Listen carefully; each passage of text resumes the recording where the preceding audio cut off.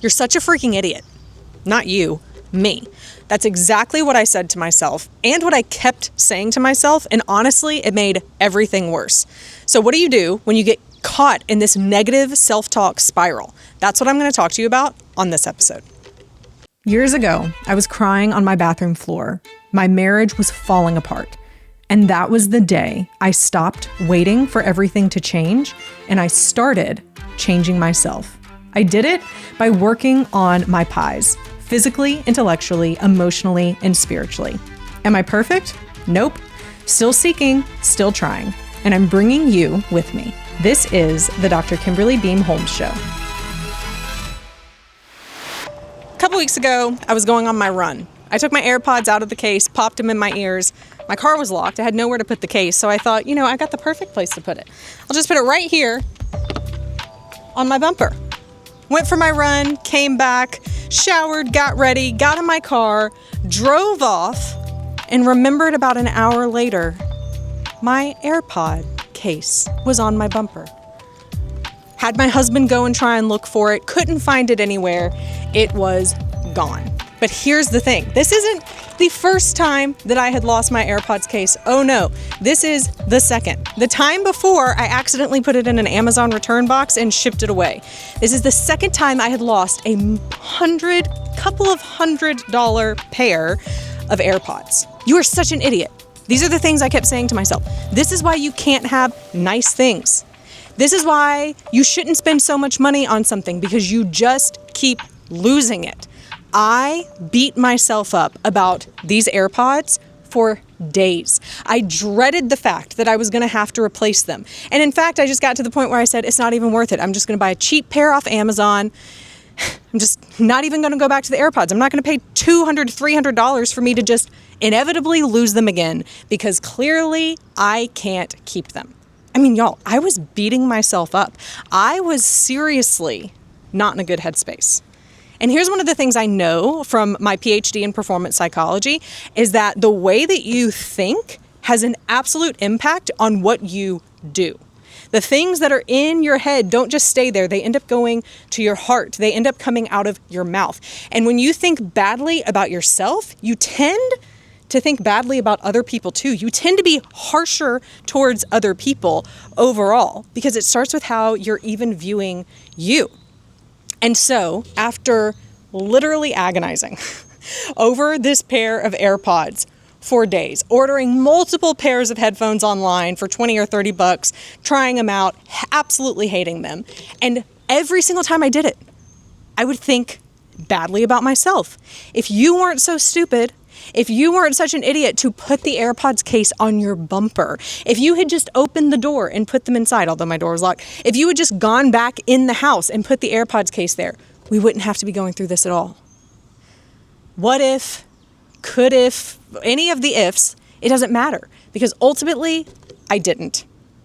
I put them on the bumper, I drove off, they're gone forever, and I could keep ruminating over it, or I could ultimately just decide to do something different. Because here's the thing, what you think about is what you continue to think about. So you might as well make it good. There are so many things that you're probably encountering in your life right now where you are telling yourself that you're the idiot. That if you had just done X, Y, or Z differently, if you had just have kept your mouth shut when you ended up saying that really terrible thing to someone else, if you had just made a different decision, if you had just not told that little white lie that ended up getting you in so much trouble, then you'd be in a completely different situation. But here's the thing, it happened. So you can either choose to ruminate in it or you can choose to look forward. Ultimately, all I had to do to stop the negative rumination and move forward is to just get a new AirPods case, which is exactly what I wanted. I just wanted to keep using my AirPods. Call me an Apple geek and snob, which I am, but I just wanted to keep using those AirPods that I could just press the little thing and it would pause them, that connected seamlessly with my phone. That's what I wanted. I just wanted to move forward and stop ruminating on the past. So I ultimately just ended up ordering a replacement case, which honestly, I ended up getting a knockoff for $30 on Amazon, but that's not the point. I ultimately just ordered the replacement case so I could mentally move on. Even if I had ordered it for the full $100, the $100 replacement case was worth getting my mental health and sanity back, to stop thinking so negatively of myself and to just freaking move forward. So what is it for you? What are the things that you just keep beating yourself up about that you just need to put a stake in the ground and just freaking move forward?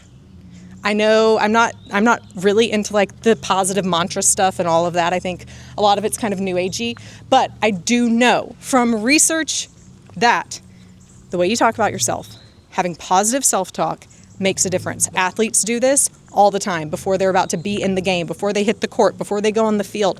If they can visualize themselves doing the right things, if they can positive self-talk, like you can do this, you've got this, you are strong, you are courageous, whatever it is, you are not an idiot, you're smart, you can do this, you can understand this, you've got this. It unlocks their brain to actually performing in that way. So you actually having negative self-talk is holding you back in multiple areas of your life. So stop. What you think about is what you continue to think about. So make it good. Now we enter into the unnamed portion of our show. We are still taking names. One person, they left a comment. They said prescriptions with Dr. Kimberly. Feels a little legally liable. Not going to go with that. But until we get a better name, it is dynamic dialogue with Dr. Kimberly. Why? Thank you, Jason. Why are we going? This is your fault. I know. It's my fault. I was just joking, and now we're running with it. Okay. Until we get something better. Until we get something better. Someone please give us something. Okay. You ready for the first question? I am born ready. Okay. First question. This person is asking a follow-up question on a question that we asked on the first episode. So. Okay. From a question they asked and we answered? No, they just had a follow-up question to that question. Let's hear it. So when someone asks about both the separated spouse and the standing spouse, we're both doing pies. Dr. Kimberly said to work on the next step of the love path, which is acceptance. How do I show him I am a safe place in accepting who he is when my reluctant spouse won't have any contact with me other than finances, which is sporadic? I have not done any pushes since he left a year ago. I was gentle and accepting when we did interact. He seems very determined to end this marriage. It seems no matter what I have changed, he's made up his mind he doesn't want it. He did not have an affair when he left. His reason was we are too different to be compatible, even though there was opposite attraction at the beginning. He said it is for the good of both of us. He said he does not love me, won't love me, and will not change his mind. I'd love to know some further things here, which we can't know, which is how long are they married? Have they been married? And what was the reason he gave? I mean, I know she said it there. Well, we're not compatible, and therefore we need to divorce. But there was something that happened, because people don't leave what they have unless they believe what they're going to is better. And so something shifted in him that led him to say that. It was either something that was happening within the marriage, or it was something that was happening outside the marriage that was pulling him out. Without knowing that, all we can teach is the principle. You can't move down the love path if the other person isn't engaging with you. You are still on step one. And this is a common question that people ask. How do I show my spouse that I'm a safe place? Well, you show it through the conversations you do have.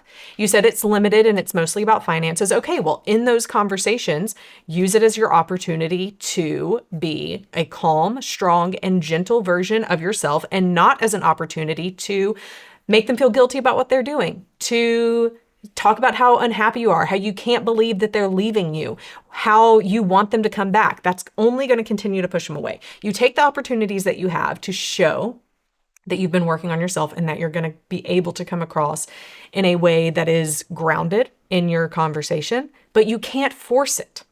You can't force it. Now, the caveat to that is, if your marriage is headed for divorce anyway, then there comes a point where you have a Hail Mary. Because it's headed for divorce. Nothing you're doing is pulling them back. They are dead set that this is going to happen. Therefore, you don't have much to lose by asking them to do certain things with you, like going to the marriage helper workshop, for example. Because you could build that into what you would request as a part of the divorce. If that's something that you and your lawyer work through, decide that that's a good option for you, then that's an opportunity you have. It's a Hail Mary. Why not? You're going to lose the marriage anyway. You might as well do everything you can to save it. The question here really was, how do I show my spouse that I'm a safe place? You can't manufacture opportunities. You can't force them to open up to you. All you can do is be a good steward with what you have. And if opportunities come up for you to reach out, to listen more, to lean in, then that is what you do. But really, right now, you're still stuck in attraction. Really, you are, because attraction is what leads us to want to move closer. He has not wanted to move closer to you yet. So keep working on those pies. If anything works, this will. It's not a magic pill. It's not going to bring him back overnight, but this is the part to stay focused on. Okay, so the next two questions, this is a little bit of a unique situation. We're going to do the next two questions. They're from the same person. They submitted two questions back to back, but they're related. Okay. So before we go on to the last two questions for this episode, can you tell people how to ask and submit their questions?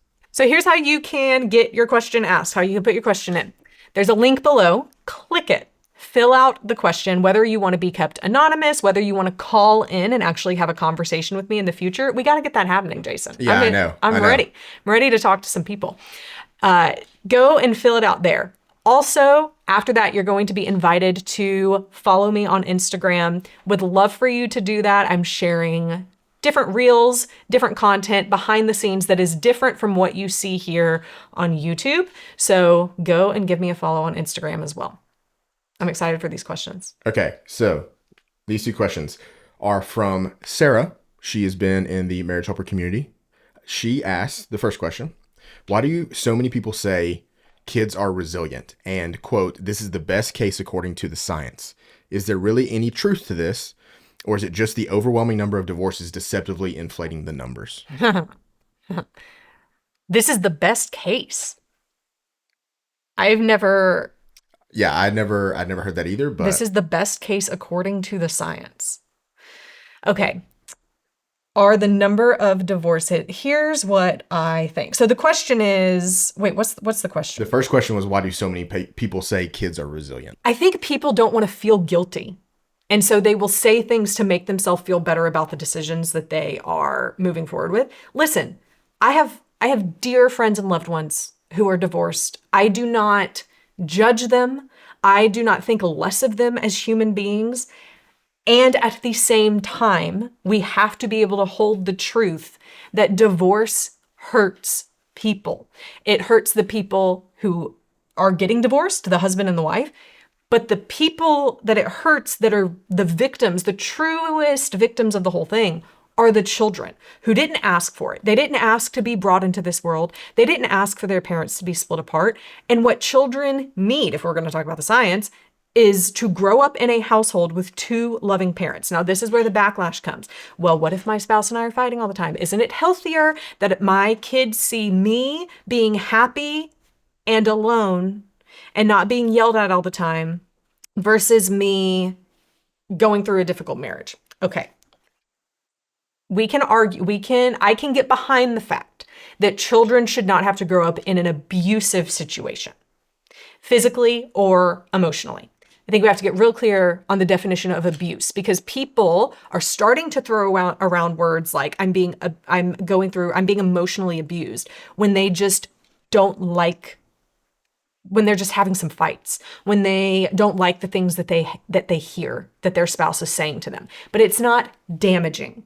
It's painful, but it's not damaging. So when we think about, well, what is emotional abuse? Emotional abuse is where you literally begin to question your worth, your identity, your sanity, because your spouse, or anyone for that matter, but especially your spouse, is never taking acceptance of anything, turning every single thing back around on you in a way that is demeaning you as a person, where they see themselves as better than you, and they see you as someone who they can just like spit upon, basically, is the mental image that I have. Like, you are so below me that I don't value anything that you have to say. That is what is more akin to emotional abuse. It is not, we fight. Every couple fights. 69% of the fights that you have as a couple are never going to be resolved. Healthy couples fight. Kids need to see their parents fight. not where there's physical abuse, of course, going on, but they actually need to see their parents fight and figure out how to repair things over time. Like that is what actually sets kids up for the best relationships moving forward. The people who say, my parents never fought, that's a red flag. The people who say, me and my spouse never fight, another red flag. It means you don't feel safe enough in your relationship to actually be honest with your spouse. And therefore, you're never actually dealing with hard issues. They're being swept under the rug, and no one's benefiting from that. Kids are resilient, but they shouldn't have to be. A kid might break their leg in soccer practice, playing on the monkey bars, whatever. My son, when he was in kindergarten, he fell off the monkey bars, broke his arm. Of course, he was going to heal, but it took months out of his life where he couldn't play, where he couldn't do the things that other kids were able to do. We couldn't go on a family vacation we had planned, right?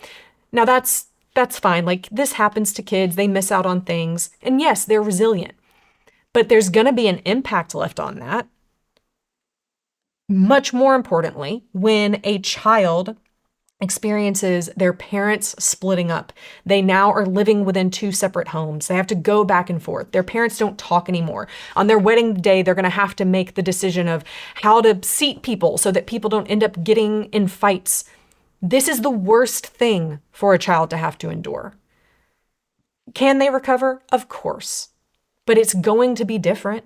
They are going to endure the effects of this divorce literally for the rest of their lives. And they didn't ask for it.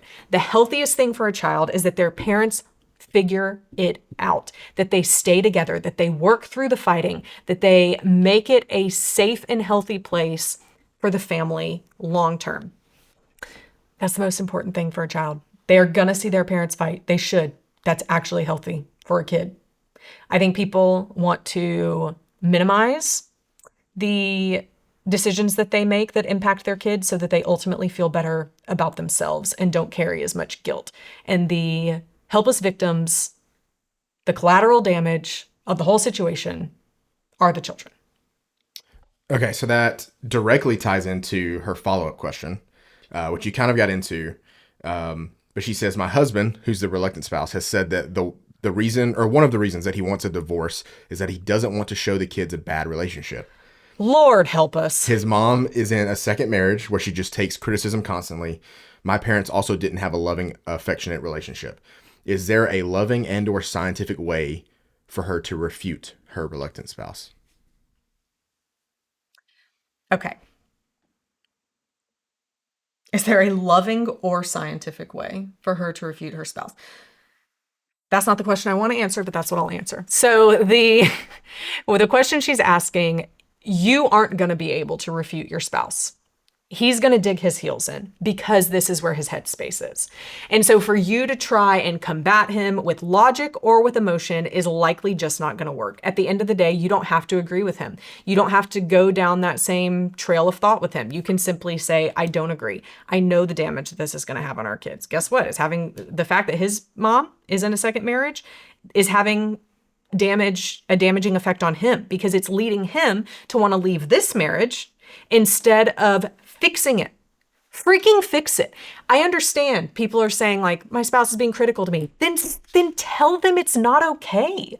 Hey, I love you. I want to be married to you, but this is how I need to be spoken to. This is what I'm going to accept, and this is what I'm not going to accept.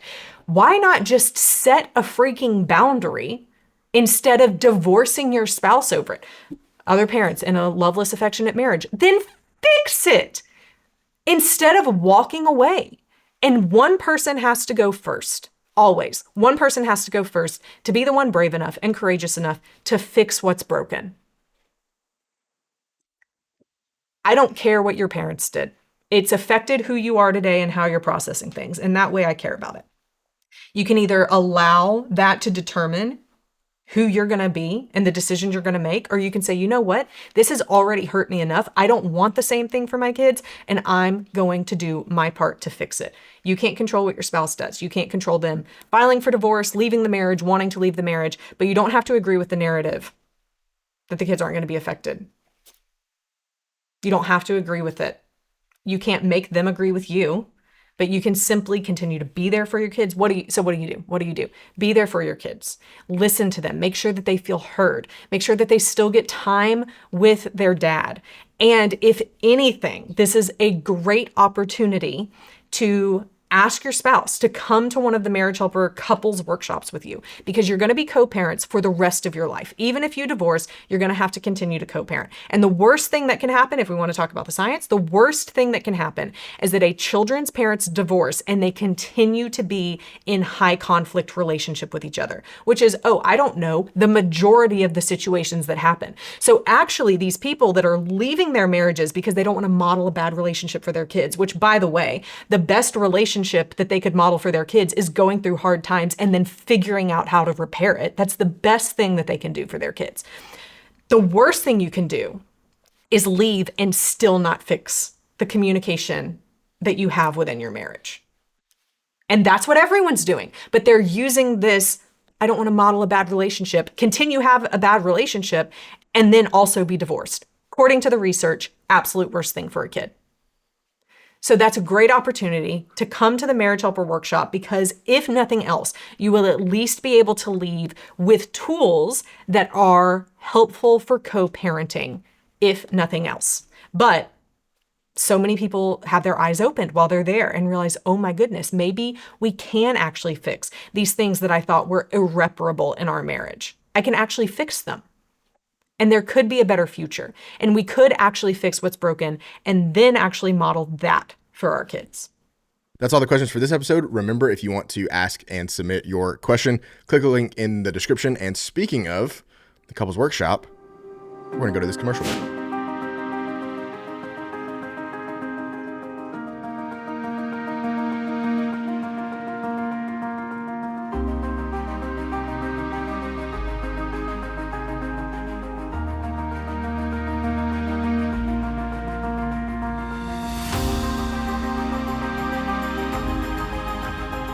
Hi, I'm Sam. I'm from Elkhart in northern Indiana. Laura, I'm from Elkhart, Indiana. The thoughts about the workshop before I got here were, I was a little tentative and not sure if it was going to mesh with my wife and I. I was angry before I got here. I didn't want anything to do with it. I already had pre-written answers to how I thought it was going to be very confrontational and pushy.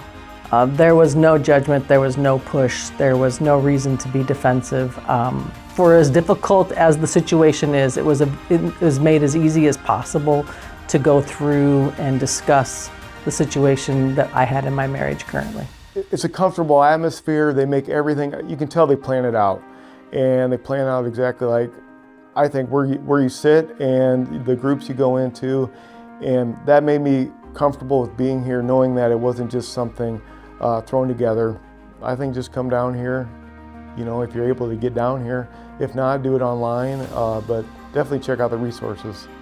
It's worth it. I had already made up my mind. I was just coming basically just to say I checked the last box. Now there's hope. There's actual hope. So I would say if you feel like it is over, there's nothing that can be done, but you have a shred of doubt in your mind that it's not, that there may be something that you could do or could potentially be there, come. It won't hurt. It won't hurt. It will only make you better. Even if you don't stay, you will come out a stronger, better version of yourself.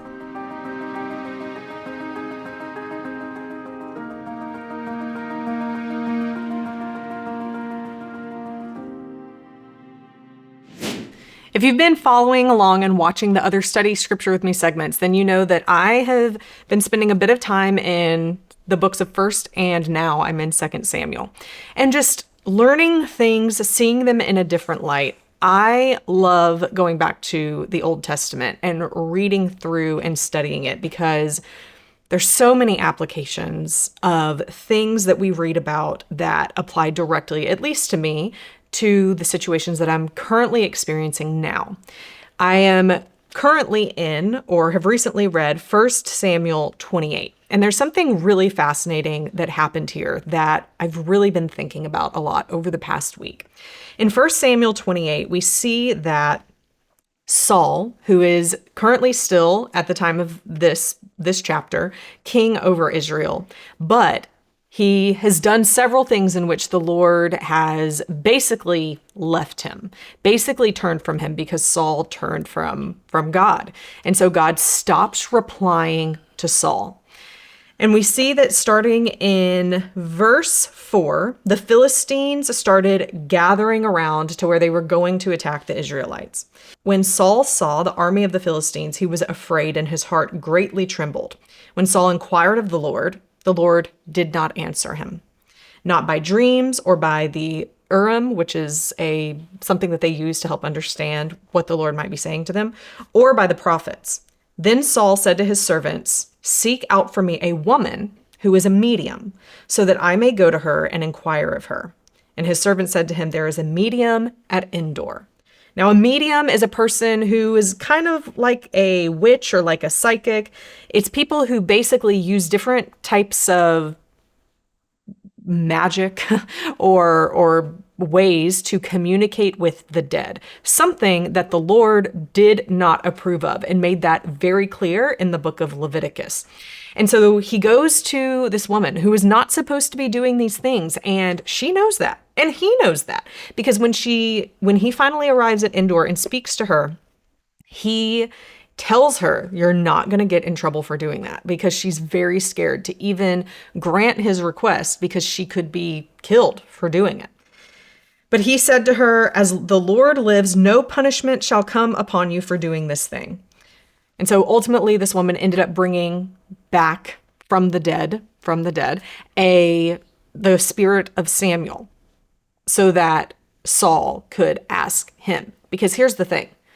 Samuel was trying to get the Lord to answer him on his own timeline. And the Lord wasn't doing it.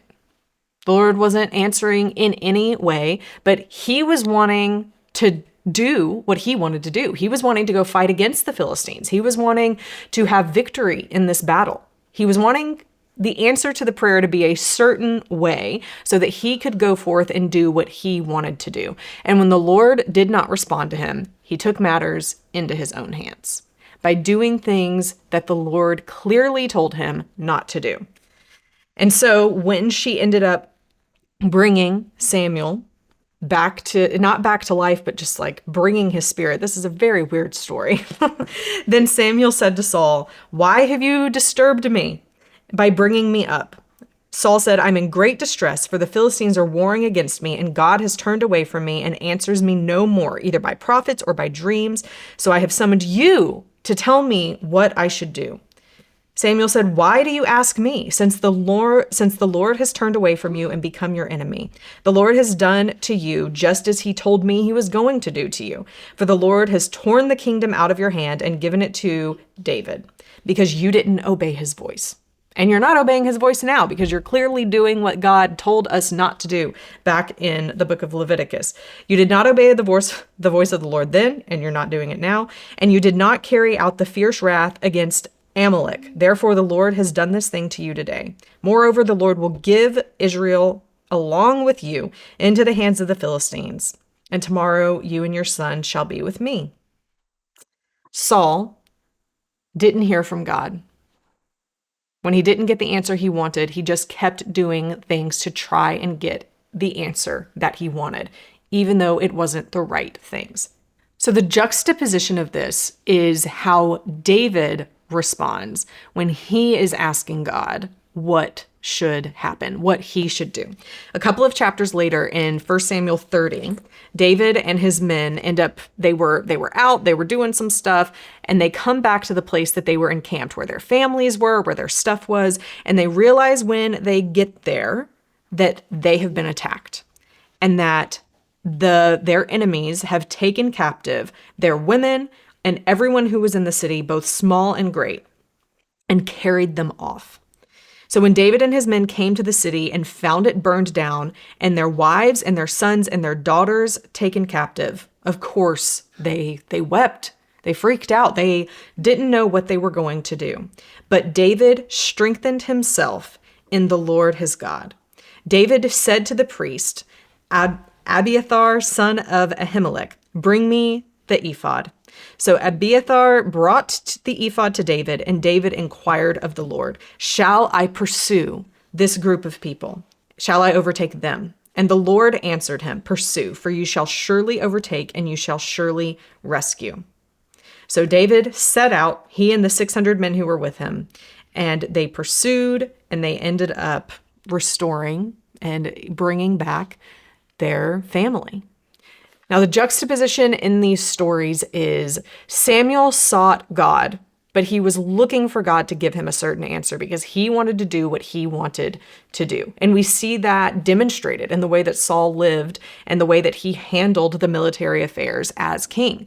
Even when God earlier in 1 Samuel would answer Saul and tell him not to do things or told him exactly what to do, Saul wouldn't do. He didn't actually obey God. And so he kind of was just seeking God for God to tell him what he wanted to already hear. And I believe that's one of the reasons that God just stopped answering, because you're just going to do what you want to do anyway. You aren't actually listening to me. You aren't actually trusting me. Whereas the heart of David was pure. When he went to inquire of the Lord, shall I pursue them? Shall I overtake him? He was open for the answer to be no. He was open for God to say, not at this time. And I bet you that David would have followed through with that, because we see so far in 1 Samuel that David obeys the Lord, even when he doesn't understand it, even when it doesn't make sense, even when it could cost him greatly. He does what the Lord has told him to do. And so it makes me think of my own life and maybe even yours. What are the situations in which that you're just wanting God to tell you what you already want to hear? And you keep praying about it, but really God has given you an answer. You just don't like it. And so you don't do the thing that God has told you to do, or you're putting it off because you're wanting God to tell you something different. And so you keep asking, but really you already have an answer. What are the situations in which maybe you're following the things that you just want to be true of your life? If God agrees with everything you do and you get to do everything you want to do, then it may be that the God you're listening to is yourself and not actually God. What could it look like for you to be fully submissive, to take every question, every fear, every concern to God in prayer, and to faithfully wait and listen for his answer, even if it's no to something that you desperately want? Or even if the answer is yes to something that you really don't want to do. And what would it look like for you to obey? That's my thought of Study Scripture with me for this week. Okay, in this segment of the hot seat, we're doing something a little bit different again here with Dr. Kimberly. My seat is not hot. Yeah, this one's a little bit different. This one's a little bit more calm. No burpees, no hot wings. This one you can only answer the questions in 10 words or less. Okay.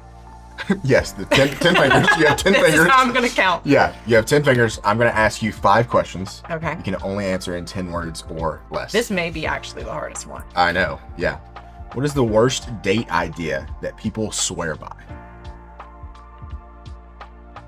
She's really, really thinking about her answer before she speaks. You can, if you need to ask a follow-up question, you can. I'm sitting here like I feel like I can't use any words until I'm ready to answer. The first thing I have to do is think of my answer, and then I have to think of how to put that answer into 10 words. Mm-hmm. You can do the Kevin Malone from The Office. Why waste time? Say lot word when few word do trick. Kevin Go SeaWorld. Date nights after putting kids to bed while in your house. Okay, so worst date idea is date nights that happen in the house after you've put the kids to bed. Because if that's all you ever do, then you're still not really taking, and sometimes that's a season that you're in and it's all you can do. But date nights are really about getting out and doing new and novel things. Yeah. Dr. Helen Fisher talks about that, about the novelty. Yeah. Yes. Okay, second question.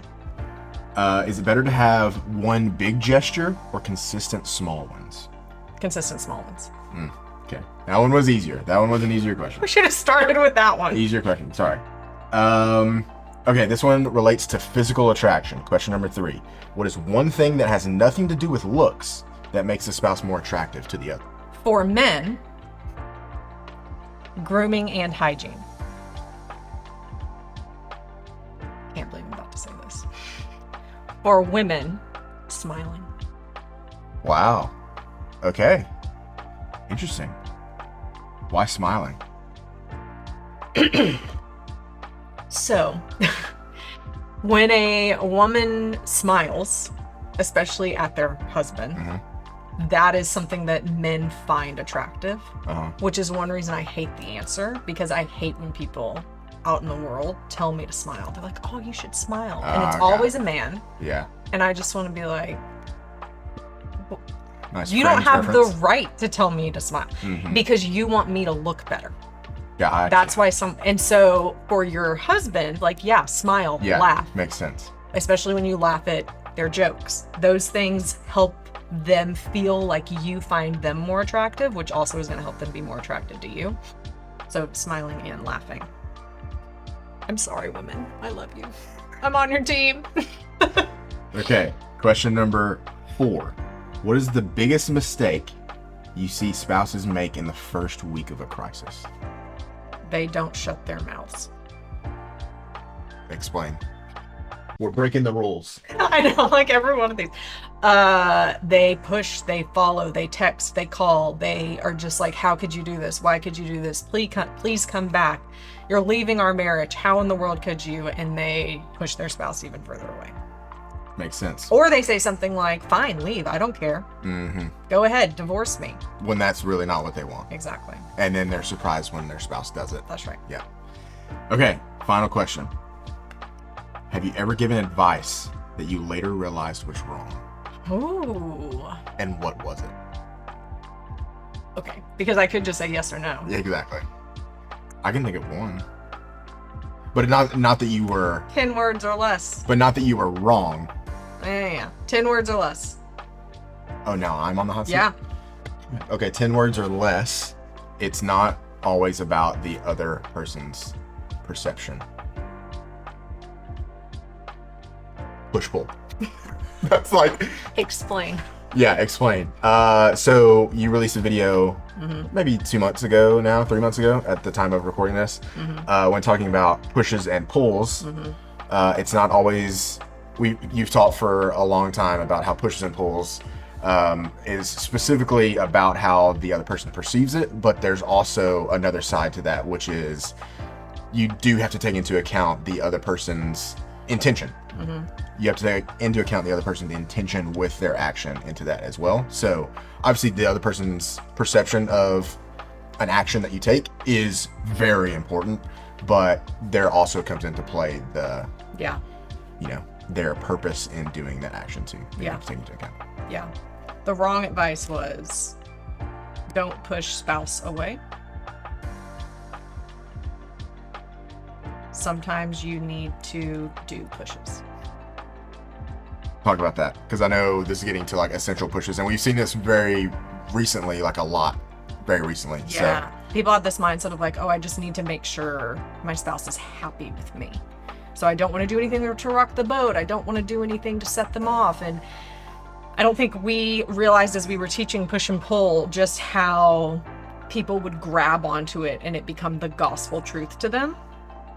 But there are some times that you need to do pushes that are actually going to make you more attractive and or for your spouse to have more respect for you over time that you should do. And it's different for each situation based on what someone's personality style is and based on some other things. But like the best example I can give is a very recent one.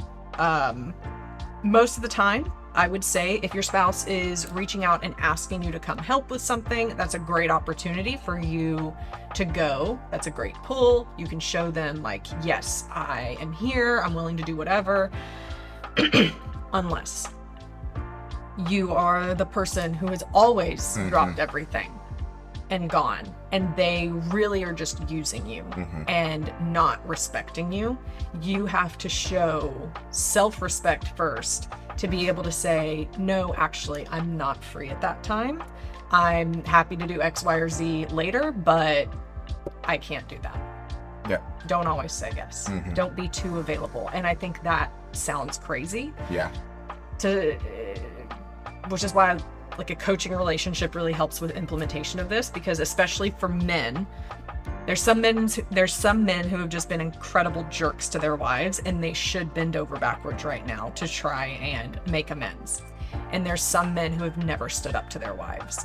And the more that their wives are like expecting them to come to their every beck and call, the less attracted they are to their husbands. And the only thing that's going to attract them back to their husbands is for their husbands to start having a backbone. Can't be a doormat. Can't be a doormat. We did a video on that a few months ago. We'll link to that in the description. That's it for this segment of the hot seat. Feel like I won and cheated. Yeah, kind of. But you also let me. I know, but it also was. I feel like this was a good segment. I feel like. We'll see what the viewers think. Yeah, we'll see what you think. If you enjoyed it, leave a comment. If you have any more ideas for hot seat segments, let us know. Drop that in the comments. Be kind. Yeah, don't. I hope you've enjoyed this week's show. Leave a comment. I absolutely love to hear from you. I read every single comment. Be sure to go follow me on Instagram at Kimberly Beam Holmes. And if you haven't subscribed yet to the channel, subscribe. That way we know you love me. Okay. We should cut that part out. But when you subscribe, it really helps the channel grow. It helps it to reach more people. And if you would love to share this video with a friend, a family member who you think could benefit from it, please do that as well. Until next week, stay strong.